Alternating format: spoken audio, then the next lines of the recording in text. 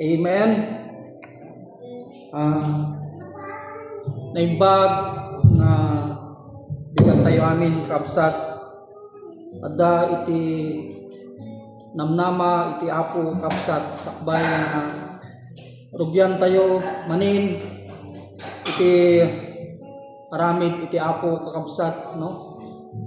Rugyaman tayo for how many months, no? 8 buwan po yata, 8 months na wala po dito si Daddy, no? Praise God. Salamat sa biyaya ng Panginoon, no? Katulad ng sinasabi ko po na may pag-asa sa Panginoon. Praise God dahil yung sakit na yan, no? Yan ay pagsubok sa buhay ng isang Kristiyano, no? Kaya kung ikaw ay tapat na naglilingkod sa Panginoon, mga ginigiliw, walang imposible na ikaw ay pagagalingin ng Panginoon, mga ginigiliw, dahil may kagalingan, no, sa pangalan ng ating Panginoon, mga ginigiliw. At yun ang ibinigay na pangalan ng Diyos sa silong ng langit, no, na nagpapagaling ng lahat ng karamdaman, na siya ang nagbigay ng kaligtasan, na siya ang nagbigay sa atin ng pag-asa, mga ginigiliw, no? Salamat dahil may Jesus, may Kristo, mga ginigiliw, no? Bago natin umpisahan ng gawain ng Panginoon, no? Kinuha ko po itong pagkakataon, may 5 minutes pa naman before we start, no? Bago po tayo magsimula, mga ginigiliw. I just want to share with you, ito ay patungkol sa, dito pangarig ko na namin, di Ilocano, no? Dito may pangarig maipapan kadagiti talo nga adipen, servants. Nga dito nga taray iti istorya itatang bigat kabsat niya. Dito iti kinunain ni Apo Jesucristo di asidogen nga mailansa. Idasdasig na kabsat, medyo noon nag-Ilocano. Idasdasig na iti pagarian iti langit, iti daytoy nga istorya nga imbaga na kabsat may panggap iti talo nga servant uno talo nga adipen kabsat. Nga iti dayta, no? Nga tiyempo DJ kanong may isang nga kasla amo da. Ke inayaban na dagay talo nga servant na. Nang iti talo nga bilin. Inikan na isuda iti talento. Inikan na ti 10, inikan na ti 5, inikan na iti maysa. Dagitoy nga talento. Kaya dagiti nga talento, iti pimano dito yung amo da.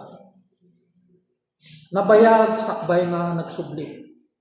Kaya dagiti imunang inikan na iti 10 nga talento, inusarda dito nga pinagnegosyo, pinaaduda, kung natin latan. Pinaaduda, babad iti negosyo, pinangalakal po nila, mga ginikiliw. Kaya yung 10 talento na yan, naging 20 or 30. Yung malaking pera na yun nung unang panahon. At yung pangalawa naman na binigyan niya ng talento na 5 talento. Ganun din po ang kanyang ginawa. Ipinangalakal din niya po yung 5 talento na yan. Hanggang ito ay napalago niya. Pero yung isa, na iisa ng alang talento, hindi pa niya pinangalakal, hindi niya pinalago. Bagkus natakot siya. Ang ginawa niya, inkali na di ulit tidaga kasi mabuting. Tamo na amin di amo na. Keurehan na nga bagay, alayan na ako na.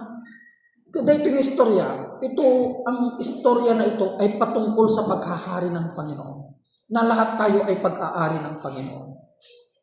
Binigyan niya po tayo ng iba't ibang talento, mga dinigiliw. Adda iti kanya-kanya tayong talento, kabsat. Nga usaron tayo iti panagserbi iti Apo, kabsat. Kaya biyaya po ang maglingkod sa Panginoon. Biyaya po kayo na, especially kayo na music team, no? Manutinayaban na ako, mangilan-ngilan lang ang kanyang tinawag na maglilingkod sa kanya. Da kayo hangad kami ti pagserserbihan nyo. Da kayo ng music team, hangad kami ti pagserserbihan nyo. But you are serving the Maker and Creator of the heavens and the earth. Yun ang pinaglilingkuran nyo, mga kinigiliw. Ang kinakantahan nyo ay walang iba kundi ang lumikha ng mga kalangitan ng lupa, mga kinigiliw. Kaya, nung bumalik ang amo po nila, nireport po nila kung ano ang nangyari sa mga talento na ibinigay sa kanila. Yung isa, napalago niya. Yung pangalawa, napalago niya. Pero yung pangatlo, dahil sa takot niya, ibinaon niya sa lupa. So, sa atin, sa sitwasyon na ito, mga ginigiliw sa atin, bakit? Kung minsan, ayaw nating magpagamit. Kung minsan, ayaw nating maglingkod, mga ginigiliw. Guilty ka, mayroon kang ginawang kasalanan o may pagkakamali ka. Alam mo ang Panginoon, abruptly, kung hihingi ka ng tawad, ikaw ay agad-agad niyang patatawarin, mga ginigiliw. Agad-agad kanyang patatawarin. Dahil ang pagmamahal, ang pag-intindi ng Panginoon, katulad ng sinasabi niya, the love of God is higher than the heavens. Mas mataas pa sa kalangitan. Ganun ang katumbas ng pagmamahal ng Diyos sa atin bilang kanyang mga nilikha, mga pinigiliw. Wider than the sea, grabe lang. Mas malawak pa sa karagatan. No? Alam mo, pag nasa karagatan ka, kung ikaw ay nasa gitna ng karagatan, hindi mo makikita ang magkabilaan na pulo. Ganun kalawak ang pagmamahal ng Panginoon. Ganun po. Deeper than the sea. Alam mo yung sea level, yung level of the sea. Hindi lang 100 meters. Ang alam ko, yung pinakamalalim na pusod ng dagat, hindi lang 150 meters.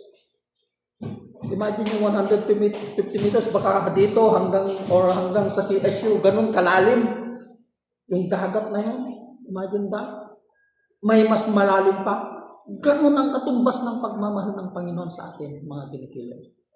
Ay yung talento na yan. No? Palaguin nyo yung talento na yan. Gamitin nyo yan para sa Panginoon, mga kinikilay. Katulad ko po, mga kinikilay. Alam nyo, katulad ko po.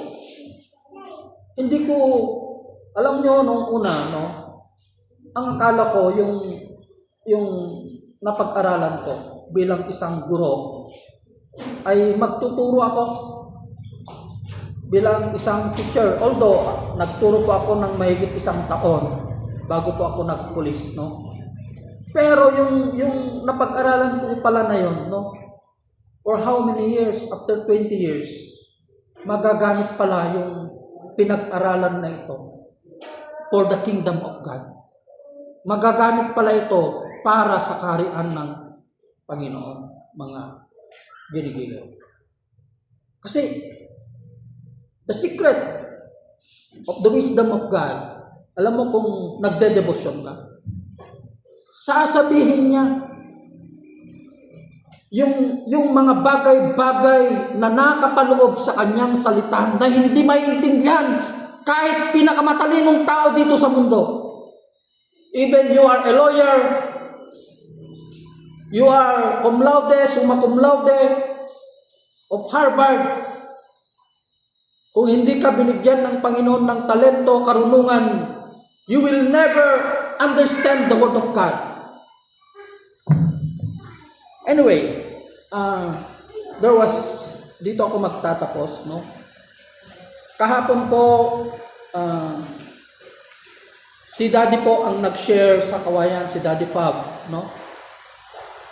there is a part of is sharing na yung mga about the rapture, then yung pagkabuhay uli ng tao. Meron po kasing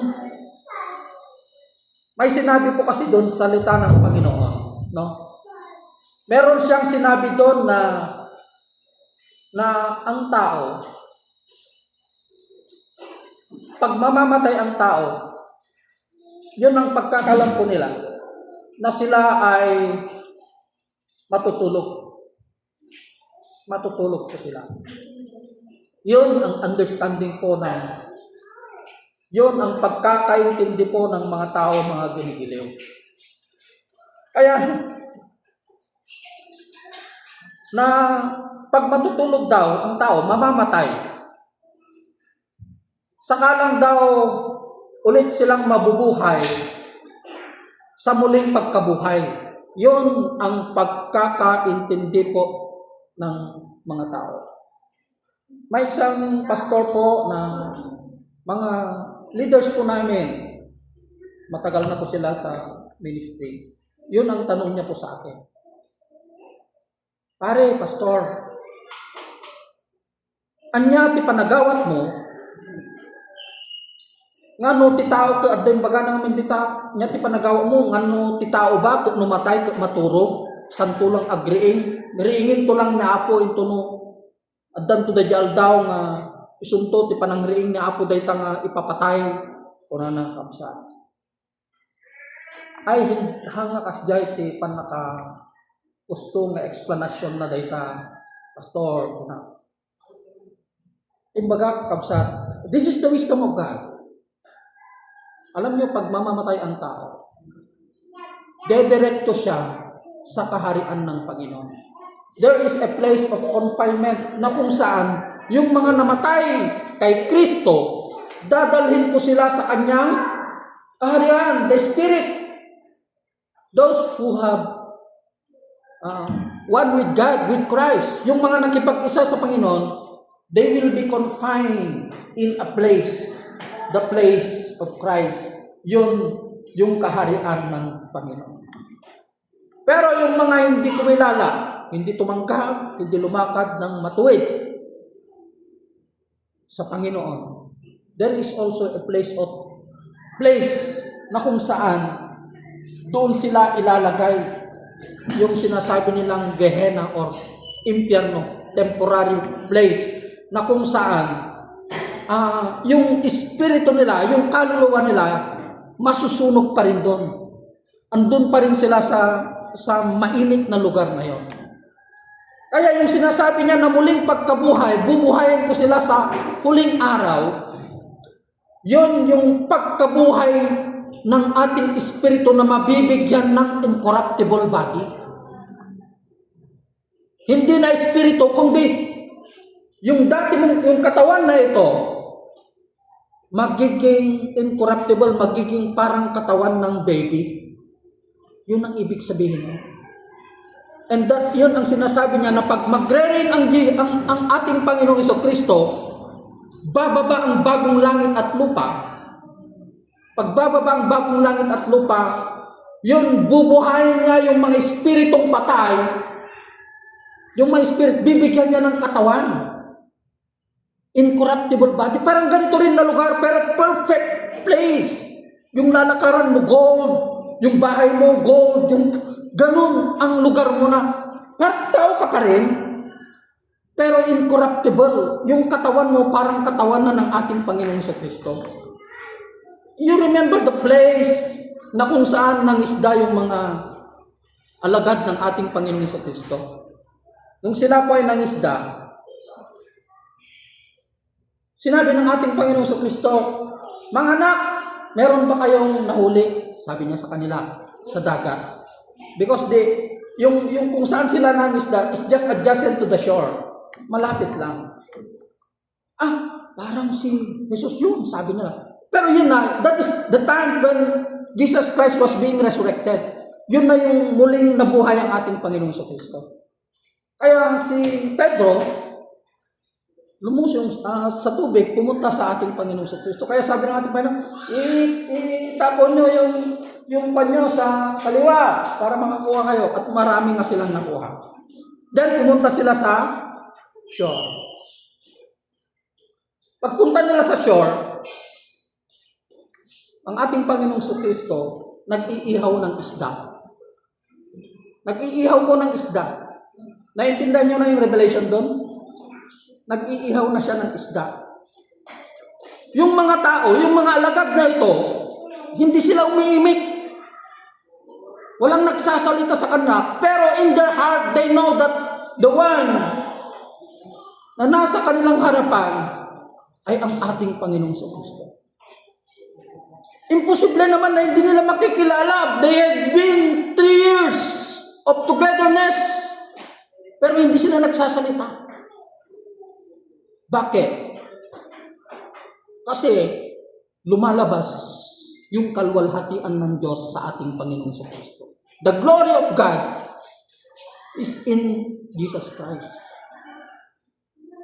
Kaya, sa panahon na yun, kasi yun na yung resurrection body ng ating Panginoong Kristo eh. Kaya ang sabi ng ating Panginoong Kristo, binigyan niya sila ng isda at tinapay. Kakain kayo. Ano ang gustong i-portray dito ng ating Panginoong Kristo? Ganon din po ang muling pagkabuhay, tayo ay kakain at iinom. Kaya pinoportray ng ating Panginoong Kristo na ang kanyang muling pagkabuhay, kumakain siya. Haharap tayo sa kanyang lamesa in His long table. Haharap tayo sa kanya as anong tawag mo sa asawa na babae at lalaki? Bride and groom. We are the bride and groom of Jesus Christ. Tayo ang kanyang kaharap sa kanyang lamesa. Kakain tayo. Kakain tayo mismo sa kanyang harapan. Literal na kakain ka doon. Hindi spiritual, hindi spirit na literal ka ng kakain mismo sa kanyang kaharian to the new heaven and earth na kanyang itatatag. Yun ang ibig sabihin ng muling pagkabuhay. Naintindihan nyo na? So temporarily, pag mamamatay ang tao, yung spirit niya pupunta siya sa Panginoon. Yun ang pangako niya sa isang tao na naipako sa krus na sa kanyang kahuli-hulihang sandali ng kanyang buhay ay nagsisi ng kanyang kasalanan. Then the promise of God, ang promise ng ating Panginoon sa Kristo, hindi niya sinabi na today, hindi niya sinabi na next year, after 10 years, after resurrection, you will be with me in paradise. Anong sinabi niya? Kasi mamamatay sila sa araw na yun eh. Today, you will be with me in paradise. Sa araw na ito, makakasama mo ako sa paraiso. Hindi niya sinabi na sa araw na ito matutulog ka at bubuhayin kitang muli. Hindi po. Diba? So, naiintindihan nyo na po. Yun kasi ang kanilang understanding na matutulog daw ang patay, saka lang daw siya mabubuhay sa muling pagbuhay ng ating Panginoong Kristo. Di po, your spirit pupunta sa Panginoon, pero yung muling pagkabuhay na sinasabi, inuulit ko, yun ang pagkabuhay ng incorruptible body natin. Diba? Katulad ng katawan ng ating Panginoong Kristo, ang ibig sabihin ng incorruptible body, sumasalpok ka sa pader. Mamaya, andun ka na. Yun ang ibig sabihin. Diba? Katulad ni Tomas, diba? Hindi ako naniniwala na muling nabuhay ang ating Panginoong Kristo. Sabi niya, maminiwala lang ako pag makikita ko siya. At sa kanilang kalagitnaan, lumabas ang ating Panginoong Kristo, sumalpok sa pader. Tomas, ngayon nakita mo na ako. Sabi niya kay Tomas, Panginoon, buhay nga kayo. Sabi niya, di ba? Buhay kayo, Panginoon. Sabi niya. Anong promise ng ating Panginoong Kristo kay Tomas? You are blessed. Napakapalad mo, Tomas, dahil nakita mo ako na muling nabuhay. Pero mas mapalad tayo ngayon. Yun ang pangako ng ating Panginoong Jesucristo. Pero mas mapalad ang mga hindi nakakita sa akin, ngunit sumasampalataya sa akin. Praise God. Yun ang pangako sa atin ng Panginoon. Magandang umaga po. Tinatawagan ko na po yung music team. God bless everyone.